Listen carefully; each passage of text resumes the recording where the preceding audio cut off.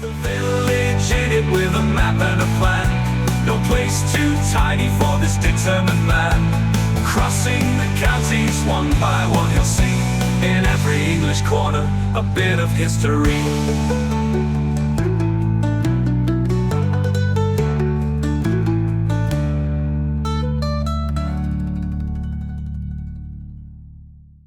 The Derbyshire Dales series is sponsored by Gainsborough Cycles 01427 617 752. For all your cycling needs, this is your one-stop shop located at 20 Ropery Road, Gainsborough, or online at gainsboroughcycles.com. There's a link in the description. Gainsborough Cycles, ask for Trevor Halstead. Hello folks, welcome back to the Derbyshire Dales once again. Now there's a saying I'm going to be quoting in the intro in a couple of moments time that's all to do with money.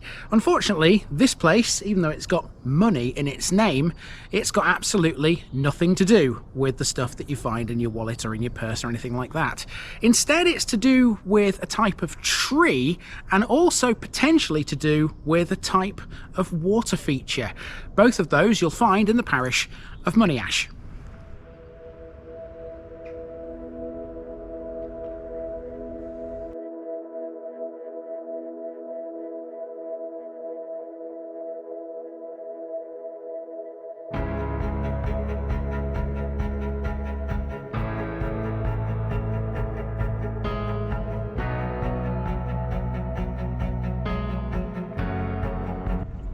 Money ash, many ash trees.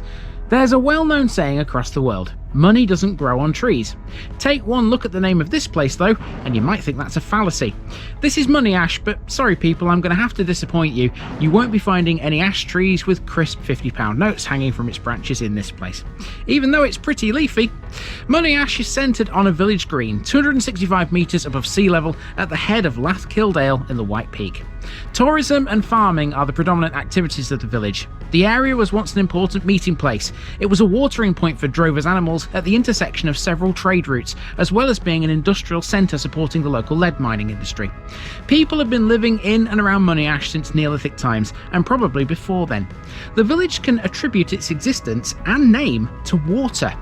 Lying underneath the centre of the village is a narrow band of clay deposited during the Ice Age. This resulted in pools of standing water, a highly unusual feature in a limestone area.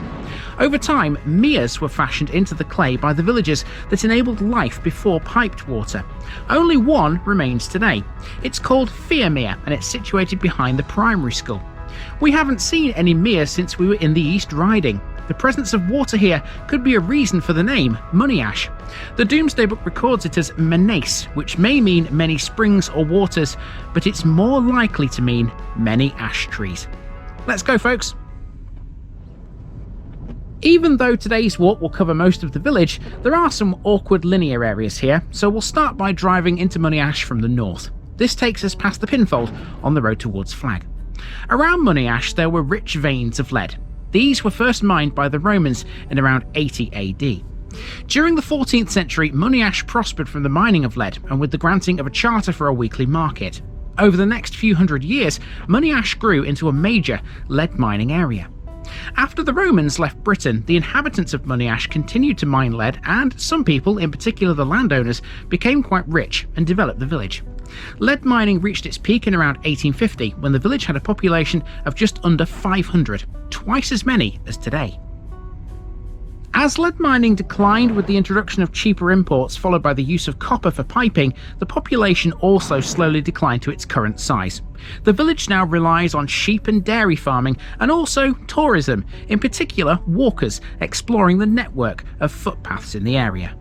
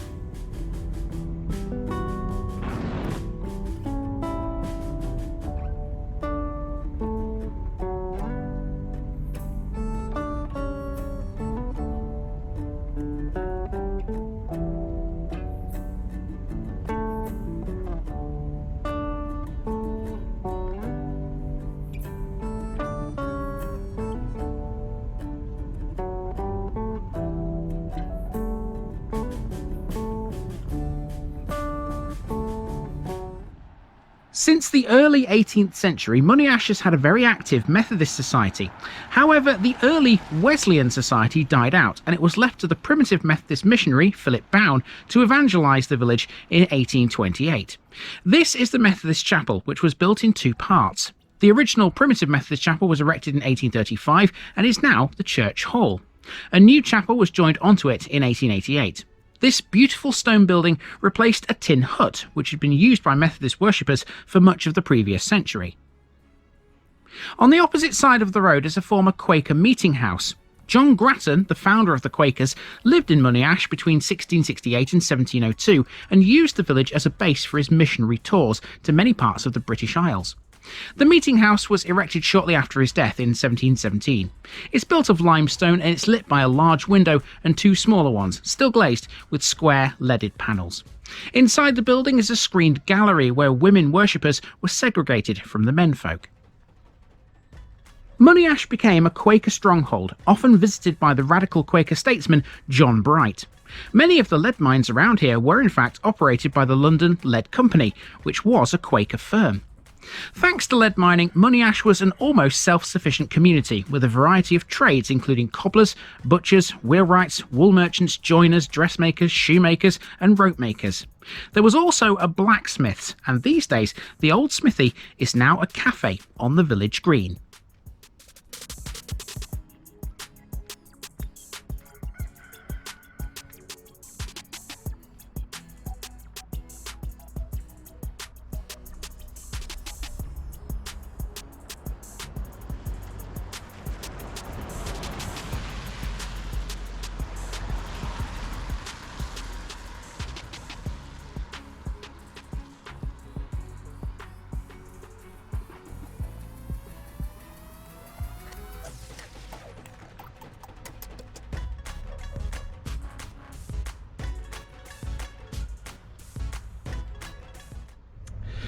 So that car park, by the way, that you walk past as you go past the two chapels there, that is actually free of charge, but there is a notice on the wall there that says you can donate generously because it's funded by the villagers. So, you know, it's free car park, but you can donate to its upkeep if you like.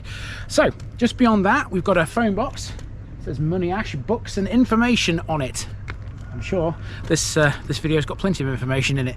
This looks to be stood, I'm not totally sure, in another old pinfold, I would reckon that is. It's one with a couple of steps in it as well. So yeah, a bit different to the one that's up there, I would have thought.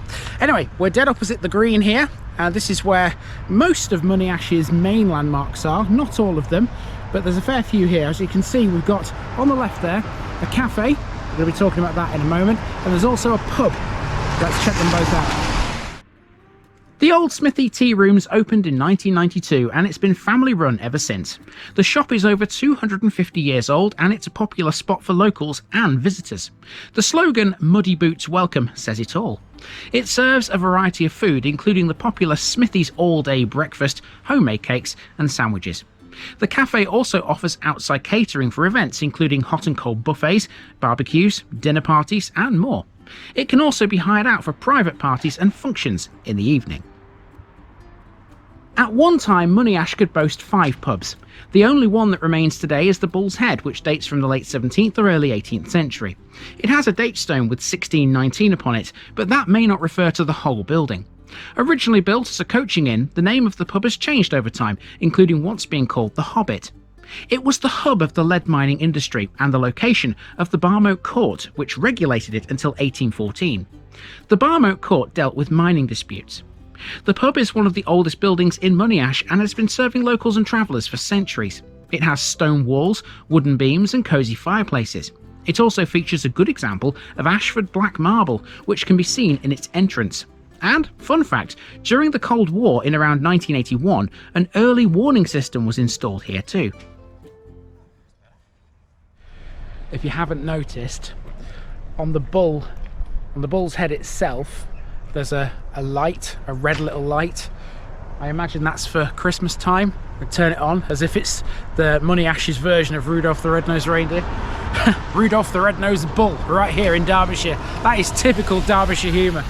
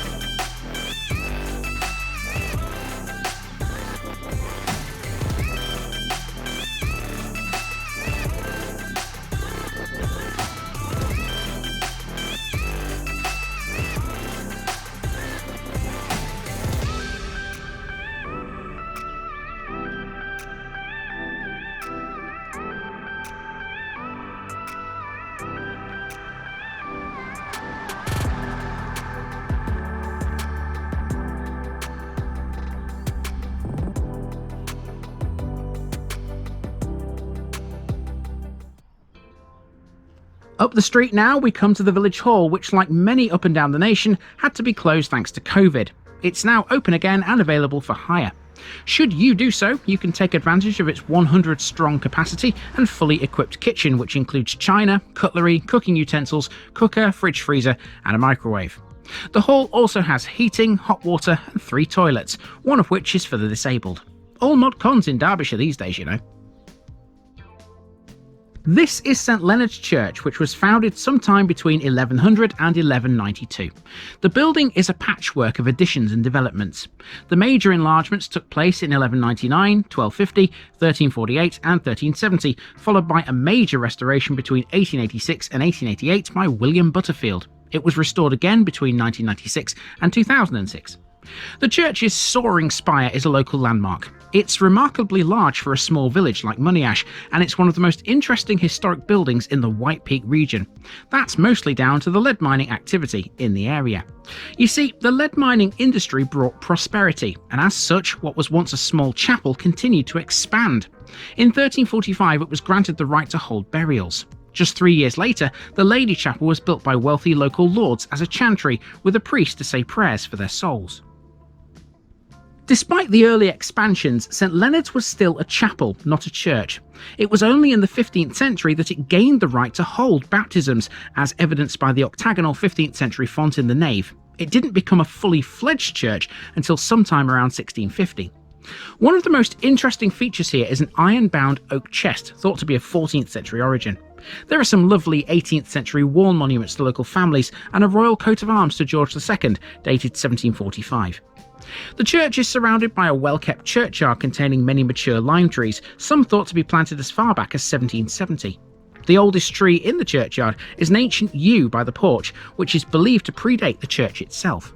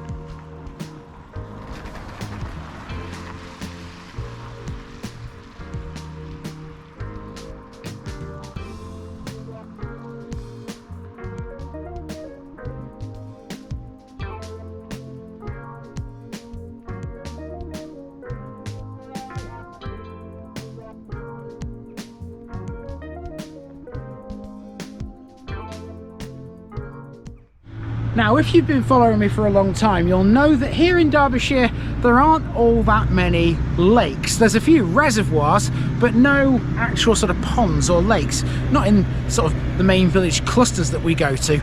There's one here in Monyash though, and that particular pond is a type of lake we're used to seeing elsewhere in the East Riding of Yorkshire. Believe it or not, that's a mere.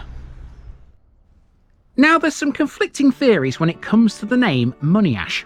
Many ash trees seems to be the most likely meaning, but there's also a theory that says it's to do with water instead. Beneath the centre of the village lies a band of clay laid down during the last ice age, which enabled pools of water to form rather than disappear underground. Over time, these pools were shaped into ponds, rather like the ones we saw all over the East Riding. Don't worry, we are definitely in Derbyshire here, but Monyash has a mere. This provided a source of water for the inhabitants and their livestock. Monyash developed because of the availability of this water. These pools and springs are an unusual feature for a limestone area. At one time, there were 5 meres, but today only one remains. This is Fere Mere. The name Monyash was written as Menace in the Domesday Book. The experts reckon that translates into many waters from ancient Celtic languages. I still prefer the many ash trees theory myself, but it's a topic that is open to debate. Fere Mere is directly behind Monyash Primary School.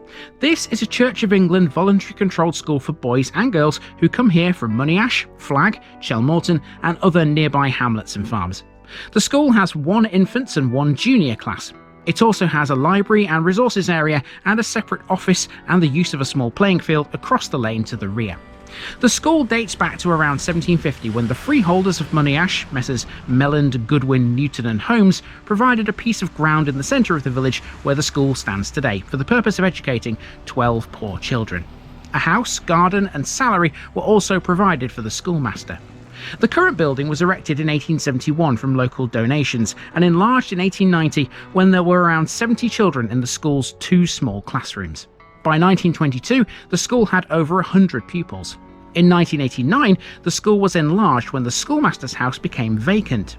With the help of money from the Integrated Rural Development Scheme, the villagers converted this into an office and storage space.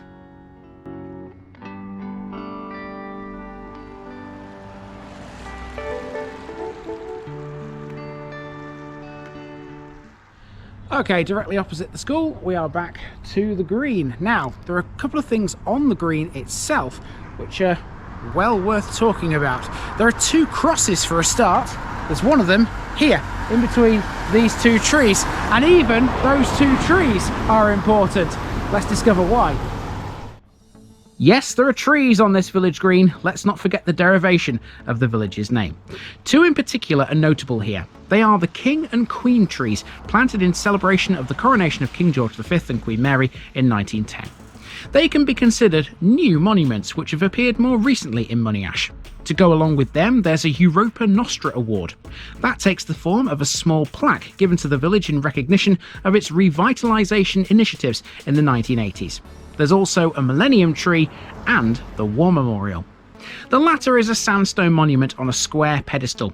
Its inscriptions are incised in upright capital block lettering. It shows everyone who served in both World Wars, regardless of whether they died or survived. 13 died in World War I, as did 1 in World War II.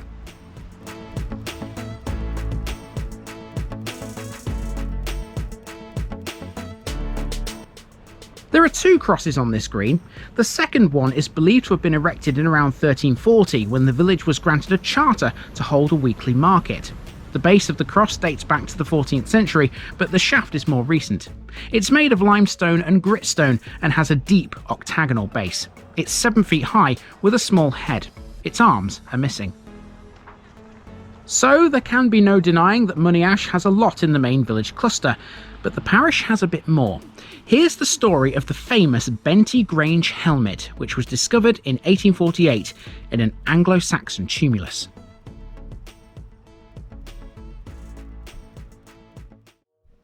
The Benty Grange helmet is an Anglo-Saxon boar-crested helmet from the 7th century AD.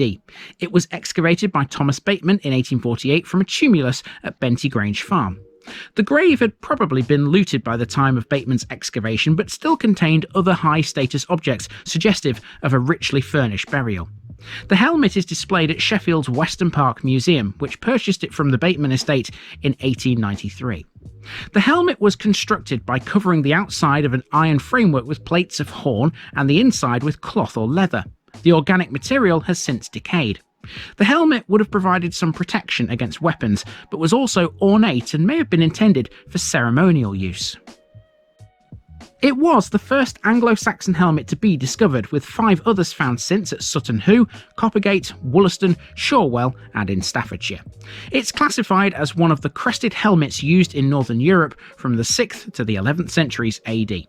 The most striking feature of the helmet is the boar at its apex. You might remember we mentioned a similar boar when we covered Gilden Morden last year. It's a pagan symbol representative of the 7th century England Christian missionaries who slowly converted Anglo-Saxons away from traditional Germanic paganism. Bateman described Benty Grange itself as a high and bleak situation. It's a barrow which still survives, prominently located by a major Roman road, roughly parallel to the A515. Its location was possibly to display the burial to passing travellers. The barrow is one of several tumuli in the vicinity, and may have also been designed to share the skyline with 2 other nearby monuments, Arbor Low Stone Circle and Gibb Hill Barrow. More on them in future episodes. To finish with, we have a drive which will take in a campsite momentarily, but also this, Tagg Lane Dairy. Those that know me are well aware that I'm a massive fan of ice cream. The Italian-style artisan gelato on sale here is mind-blowingly good. Tagg Lane Dairy is family-owned and independently operated and has its own herd of grass-grazed Jersey cows. They produce the most delicious natural dairy products. The farm hosts an ice cream parlour, a cafe, and a small farm shop selling milk and beef. The award-winning artisan gelato is freshly made on site, handcrafted from the finest all-natural ingredients and slowly churned to perfection. The hardest part of your visit may be choosing which to go for. It isn't cheap though. You can expect to pay upwards of £3.50 for a single scoop tub. Also at Tagg Lane is a camping and caravan site which boasts stunning views across the beautiful Peak District, but this is Derbyshire. Campsites are 10 a penny in the Dales. Monyash has more than just this one.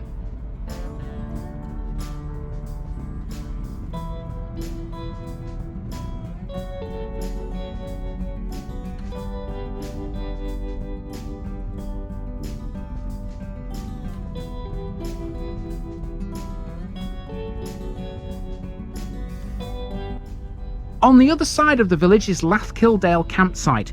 This is just a 5-minute walk away from the Bull's Head pub, the Blacksmith's tea rooms and the village green. I'd say that's handy as campsite locations go. Dozens of fantastic walks lead directly from the campsite. You can choose to walk through the droving lanes of the village, up onto the moors, the Tissington Trail to the cycle hire, or venture down the breathtaking Lathkill Dale, a national nature reserve that follows the Limestone Gorge to the east of the village. And speaking of Lathkill Dale, we've been heading towards it all week. It's time to actually see it now. Join me tomorrow as we head into the gorge and attempt to cross a river on a clapper bridge.